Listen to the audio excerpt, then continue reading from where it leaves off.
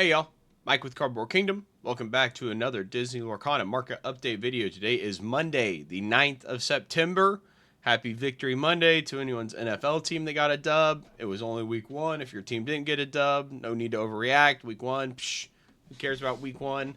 Hope you guys are all doing well. I've been, I was away for a while with just Labor Day and being busy, and then we got into some nice allergies, lost my voice, had all sorts of, still a little nasally right now, so I apologize for that, but much better than what it was. So hopefully you guys have been doing well. I'm going to be completely honest. I have not looked at the market near as much as I usually have, so I'm going to be kind of going through things a little bit with you today. Not going to be maybe as polished as usual, but wanted to kind of get into it and make sure that we did look at everything today. Going to start off with the first chapter, as is tradition. Right now, lowest listing looks like about 915, which I think, last week, 2 weeks ago, we were probably in like the 800 range, so not much movement. 858, etc. We did have some sales at 924, 917, 918. So definitely trending back up, right? We have not seen those Amazon listings for the first chapter come through for a while. I truly think that's what was causing the significant decrease in overall pricing increase for the first chapter specifically. I mean, those boxes were at MSRP and people were getting a lot of them. And so you've got to think that whenever they're getting them for $143.99 shipped to the door, if they're using like Amazon cash back, things like that, their cost basis is like sub 140, and then they're listing them on TCG Player and selling them immediately for 200, 210.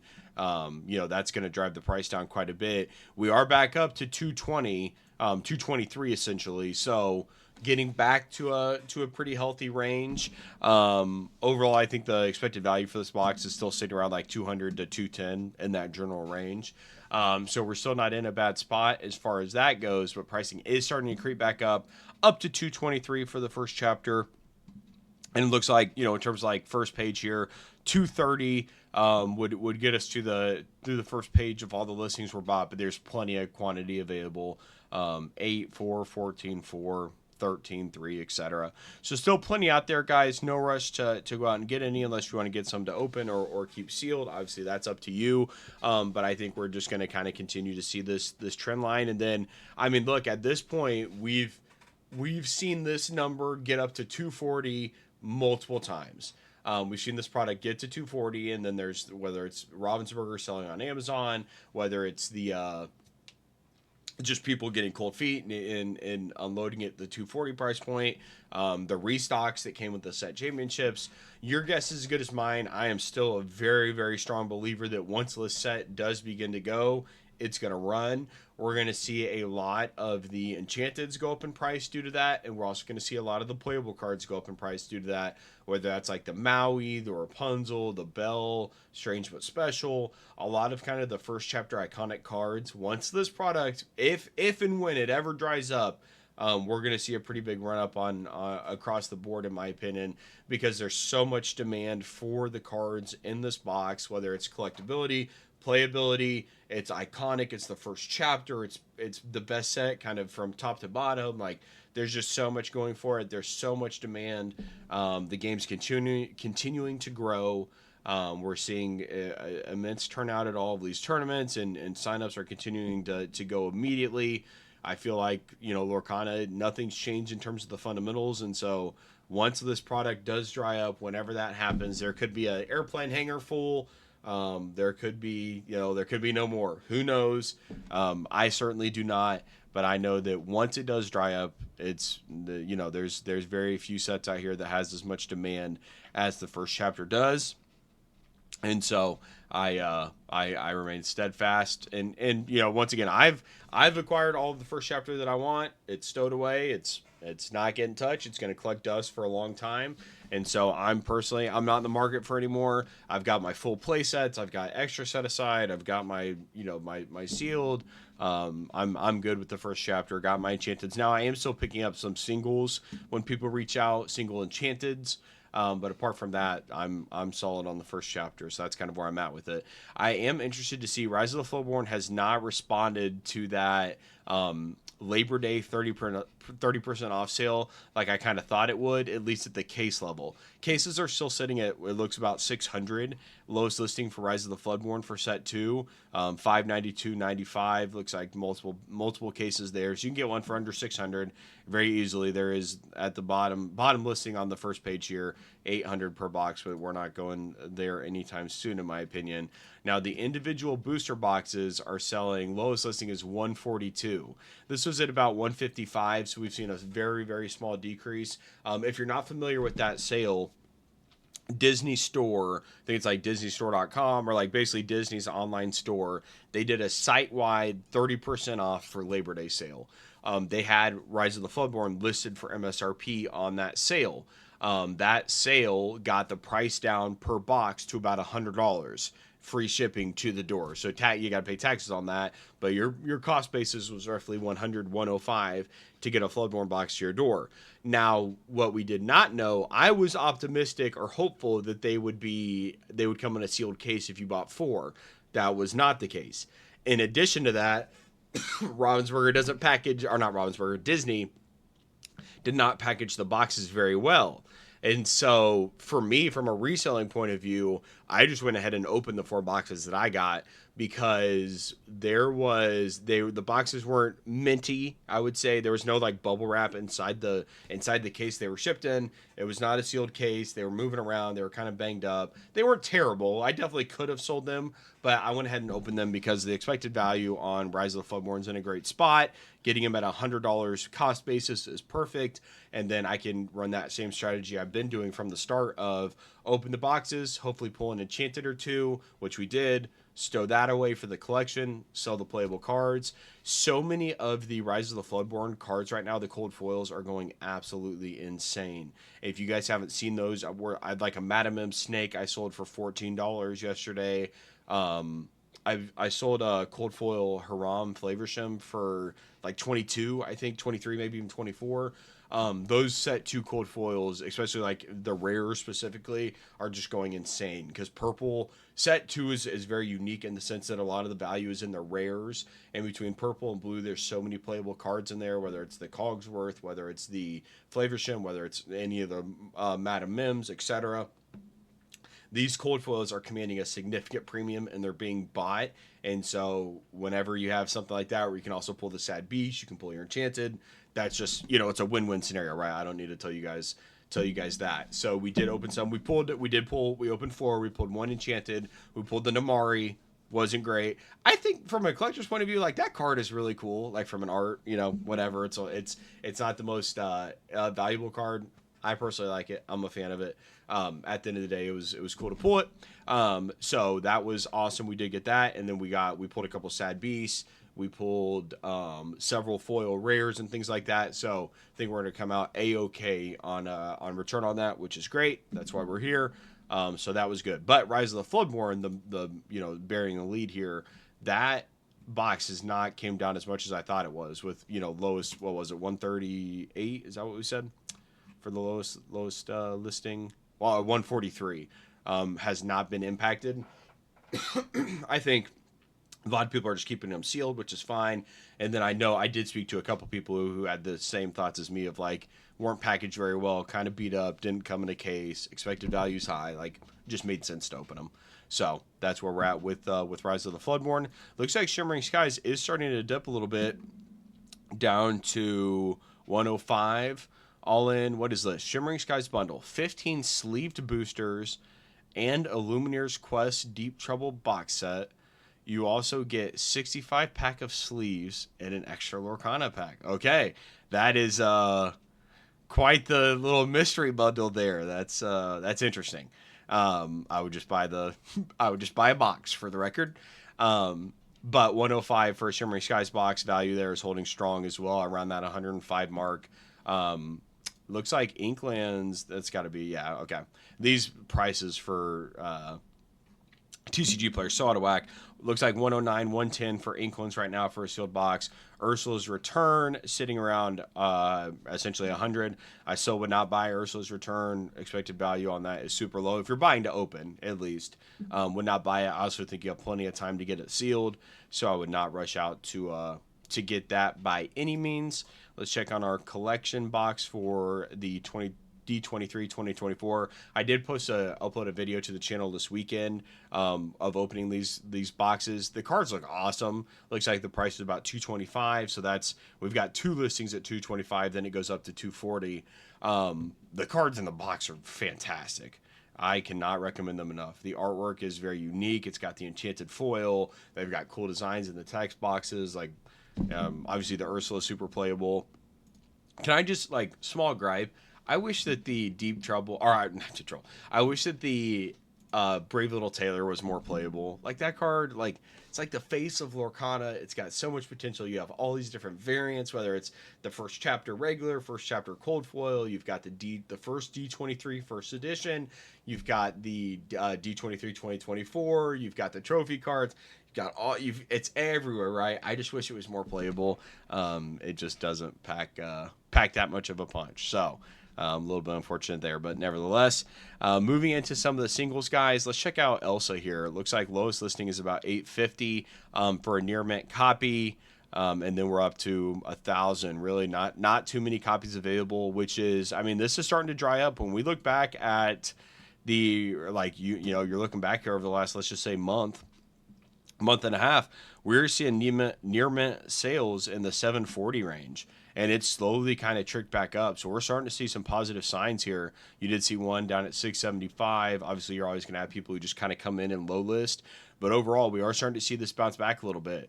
Starting to dry up. We're 3 sales from 900, or essentially 3 sales from 1,000.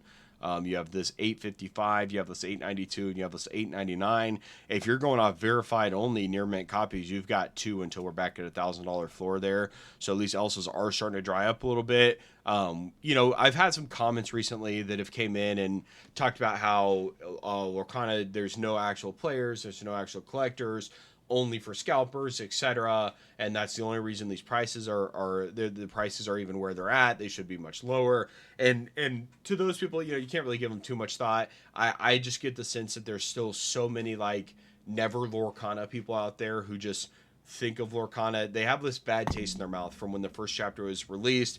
There was all sorts of scalping, and it was a terrible environment, right? I'm not gonna deny that. But at this point now, like, the scalpers, their free tendies are gone. Like that, we've seen a 30 to 40% retrace across the entire hobby.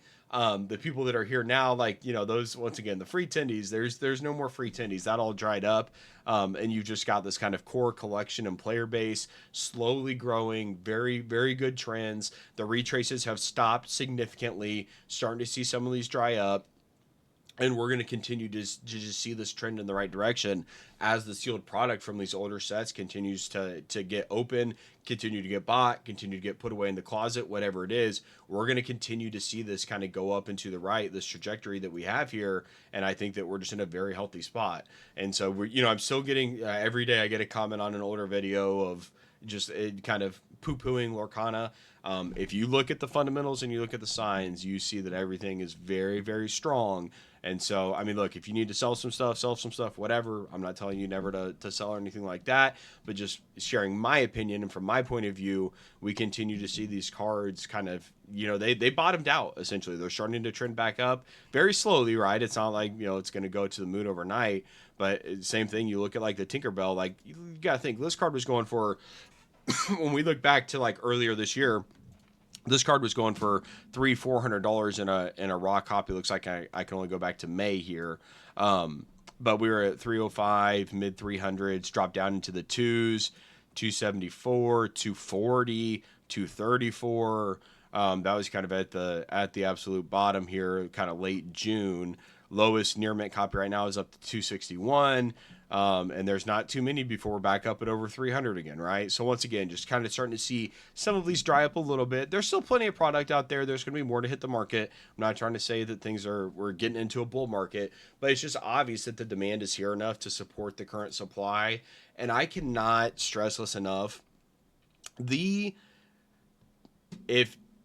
if you are in the same mindset as me, and I say this all the time, but if Lorcana continues to grow like it has been, and you think that it's going to be around for another 5 to 10 years, which who knows, none of us can see the future. I think it very well could be, right? It's proved that it's got the IP to support it. The game devs did a great job. Like, it's got this huge following. Like, it could definitely be here for another 5 years. That's never guaranteed. Who knows? Maybe the relationship sours between Ravensburger and Disney, makes it another year, and then, Disney says, yeah, never mind. That's definitely a possibility, right? I wouldn't say it's likely, but it's a possibility. We can't see the future. But at the end of the day, the cards that are printed right now, you think about the current state of the market that we're in, where some of these enchanteds are down around like 40-50 bucks if they're not playable, and maybe they're actions or items, they're not the core like characters and things like that. No matter what it is, whether it's the Elsa, the Carefree Stitch, there is enough on the market right now to keep the price at $247, we'll say, for the Stitch. $248 all in, you get a near mint copy of Stitch to your door. That's the current supply, the current demand. If the game continues to grow, and you're of the same mindset to me, and just if let's say the player count and collector count doubles over the next 2, 3, 4, 5 years, this card significantly increases in demand and does not increase in supply. And so then you start to think about a $247 card. That card can easily become $500,000 over that given time frame. But at the end of the day, what I'm saying is, people think that Lorcana is printed into the ground, and it's not. It's printed sufficiently to the current supply and demand.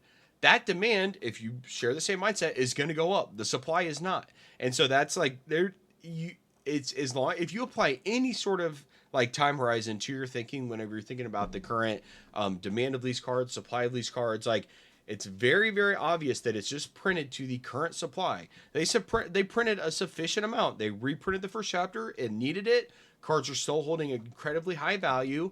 And at the end of the day, I think that we're going to continue to see these, just slowly dry up and trend up. But I just hear so much about print into the ground, print into the ground, print into the ground. Never going to be worth any money. Never going to be worth any money.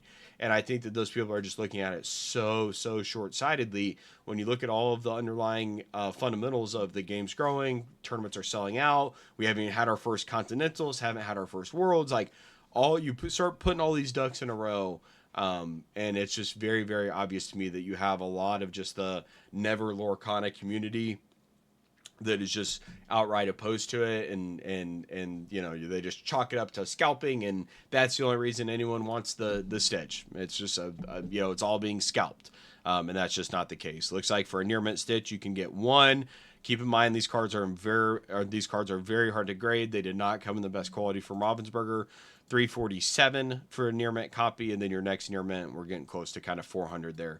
$380. This store does have 3 of them available for $380, so kind of creeping back up to $400, I would say. A lot of our first chapters are remaining pretty steady. Cindy, market price $240, right in line with where she is. Mufasa continues to ball out. I did open a Shimmering Skies box when we pulled the Robin Hood. I did have I initially started to pull it up and I saw it was enchanted, and I covered it back up. I didn't see what it was, but it had like some blue and some red to it. I'm like, oh man, like, could it be the Mufasa? Just like, and I knew it in my heart of hearts. I knew that it probably wasn't, but there was like just like 1% of me was like, dude, please. Near mint still sitting at $279. This card it's when you find a card like this and you're able to pull it, this has the collectability aspect. It's got just amazing art. Talk about a cool card. Like, this card is just tremendous. Iconic IP, very playable, need it for a lot of Sapphire decks. Like, it's just got everything going for it, and I feel like it's just poised. It's set up for success. I mean, we're talking 7 listings on the market still. We were at like 9 listings 2 weeks ago. The people that are pulling these are not selling them. They're not listing them in bulk amounts.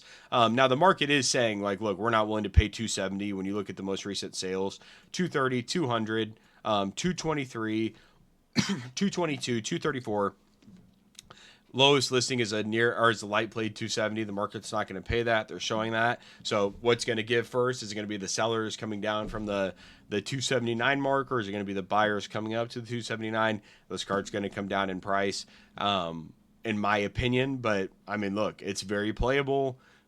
It's, once again, I'm not going to go through it all again. It meets all the criteria, and I think that it's just a card that I want to add to my collection long term for sure. With that being said, everything else is kind of remaining, I would say, pretty steady overall. Some of the first chapter enchantments are still very cheap, like the Genie. You got a listing down at 108 there. I think Hades is sub 100 now, 99. Our trophy cards, our prize well cards, Rapunzel at 118, Cinderella at 109. I feel like the Rapunzel has got a lot more legs than the Cinderella because the Rapunzel is just so playable. The card is also very hard to grade, 28 listings. Friendly reminder that, I mean, we're in September now. We're going to be creeping up on October, end of the year, and that's definitely when we're going to be looking at getting our hands on some of the Lorcana challenge cards. So we need some official announcements around, like, they're not going to be printed next year. The Disney Lorcana challenge events that happen next year will have new price cards, things like that. As soon as that announcement happens, even if there's 2 to 3 more events lined up for this year, I'll probably go ahead and make the play of going out and getting these cards, because once again, these first run of trophy cards, whether it's the Stitch, even the Ursula, which is, you know, sub 100 now, the set championship Ursula at 95. Think about the prize wall cards, the trophy cards, the Let It Go, Rapunzel Gift with Healing, Cindy, obviously the Mickey, right? That's a grail. I don't need to tell anyone that. At the end of the day, I think we're definitely getting in that range where we've really got to start monitoring and keeping our eyes on it, because we're getting to a good spot with the 7-11, the lowest Let It Go right now. You know, this still has legs to come down. I do need to update. So one of the tournaments that when I was forecasting the total populations of these cards based on entry size for both the North American DLCs as well as the European DLCs, and I was kind of saying, like, getting a rough idea of population count, I was off on one of the events. I had it as a 2048 player event, and it was only 1024. So I do need to update that, because that added and doubled the population for that one specific event. Probably only mattered like 5 to 10% when you look at the overall populations of the cards, but it is going to lower all of the cards population a little bit. So I do need to update that. I'll provide an update on those at some point soon. But overall, I think things are trending in a good direction. And look, that's once again not to say that we're going to the moon overnight or anything like that. I'm just starting to see some things dry up. Prices are holding very, very consistent. As always, buy the things that you like to collect, buy the cards that you like, the IPs that you like, the cards that you think look cool. And at the end of the day, it's going to be a win-win, because those are the cards that you're not going to be worried about going up overnight, that you're not going to get cold feet on when they stay stagnant for a week, etc. I think that is truly the path forward. Someone asked me over the weekend, like, what's the best investment right now? And my response to them is like, look, at the end of the day, buy whatever you like, and that's gonna take you to the promised land. You know, if I had to put my money somewhere, I would say the Stitch and the Cindy. I've been saying that from the start. 2 core pieces of my collection: PSA 10 Stitch, PSA 10 Cindy. I feel like those cards are going to be very collectible long term. The Cindy is also very playable. But nevertheless, I think, I mean, at the end of the day, my recommendation would be buy the cards that you think are cool. There's a good chance other people will think they're cool as well. And so that's where I land at that. Mickey Mouse, last card that I wanted to take a look at today, still holding at 190, so not much price movement here in terms of low listing. And honestly not moving very much. So we haven't had any sales for the last 4 days. So I think hopefully it is going to start to drop a little bit. I think this card's got a lot of legs long-term in terms of collectability. First card with kind of that gold name. It's got the enchanted foil with the standard art. Like, it's got a lot going for it. Obviously it's a cool art just in general. But 190 just seems steep still. So I have not purchased one yet. But I definitely would recommend getting, I've mentioned it a couple times before, but that D23 2024 collector's box is chef's kiss, guys. If you're on the edge about getting one, I think that it's got all the markings for like good collectability long term. It's a great way to add, 6 alt arts to the collection, and at the end of the day, they just look very, very good. I was super pleased with how they look. So I'll show them in a collector's spotlight here soon. Not today, because we have something else to show. We have a PWCC return to look at today. But overall, that's kind of my thoughts on the current market and the current state of things. We'll be back with another video tomorrow. We'll go a little bit more in depth Like I said, I just kind of wanted to get back in the groove of things, get a video out, and take a look at some of the prices. Because like I said, I've been, excuse me, just incredibly busy. Haven't been able to keep up with things like I traditionally have over the last like 7 to 10 days. Just kind of been out of it with being sick and whatnot. So wanted to hop back in and make a video. But with that being said, let's hop over to Collector's Corner for today. We have got a PWCC return, which I've talked about PWCC before. They are an auction site that I've just found that I've been able to find a lot of value. They are now, I think it's called Fanatics Collect, because they were acquired by Fanatics, but they historically just an auction site for trading cards, and they do sports cards and things like that as well. But they've always just, I've found really good deals with Lorcana on there, whether it's Enchanteds, promos, etc., alt arts, whatever you want to call it. But I had some sent back that I just want to set aside for a while. And so this is what I got in the mail. Thought it would be cool to show you guys. So I did pick up some Disney 100 PSA 10s. I was able to get really, really good deals on these. I essentially go in. They do weekly auctions. I submit bids at the beginning to mid range of the week. It just like if like I got it, then I would be extremely happy. And if I get outbid, then oh well. And so these are cards that I got at very, very good prices. PSA 10 Gem Mint Elsa from Disney 100.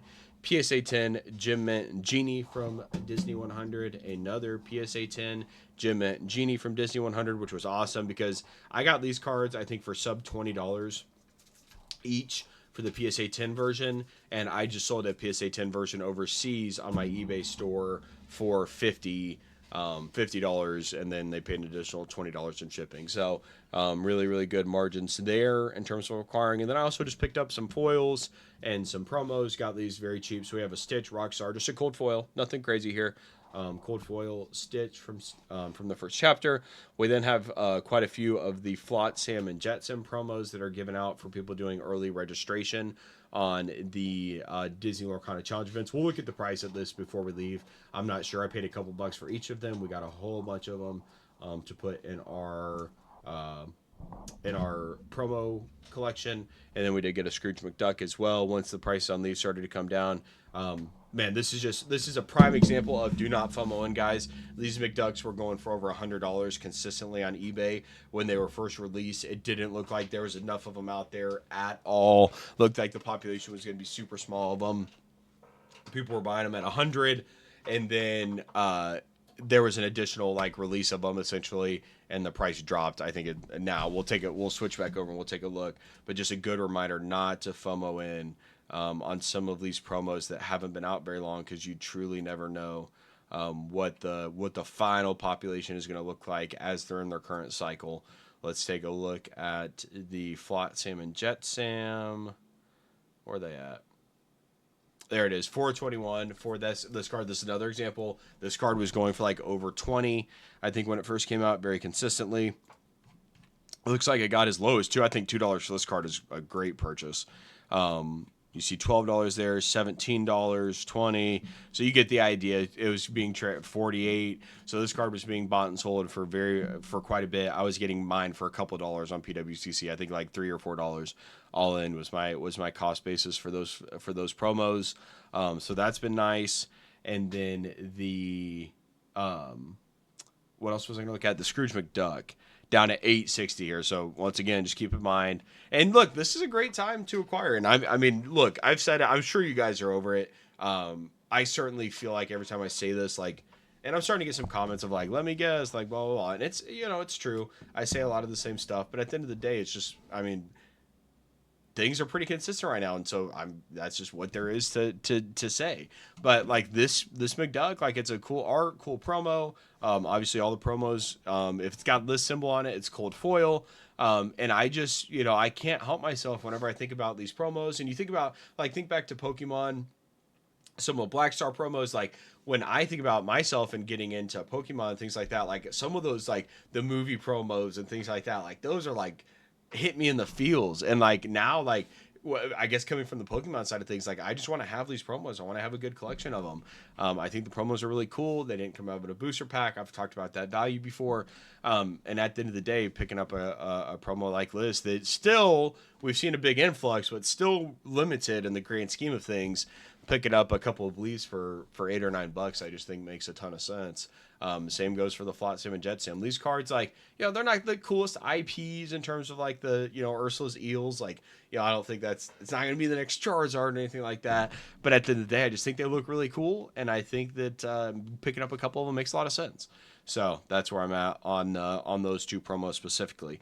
But with that being said, guys, that is going to be a wrap for today's video. Hope you all enjoyed it. We'll be back to our regular scheduled programming here. And yeah, let me know if you have any questions in the comments. We'll talk to you soon, guys.